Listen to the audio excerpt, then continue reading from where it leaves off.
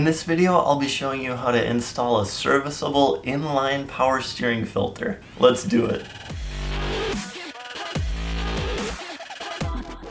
For this demonstration, I'll be using my 2006 Hummer H3 with a 3.7 liter engine. However, this technique is universal and can be used on many other vehicles. The filter can be installed without doing a full power steering fluid flush. If you're interested in this process, check out my power steering flush video. I've removed the skid plates and placed a catch pan under the vehicle. As we continue, ensure that no power steering fluid trickles down onto the oil pressure sensor connector. This can cause a headache, so just try to avoid it.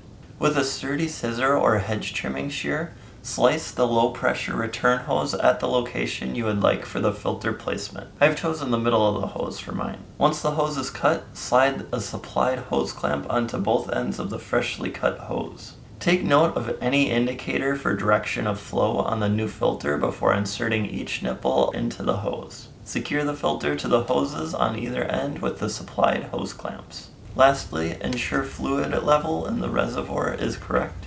If it is too low, check out the end of my power steering fluid flush video for the service manual recommended method of adjusting fluid level. Huge thank you to my support on Patreon. Your contributions to the Hummer Fund are greatly appreciated. See you next time.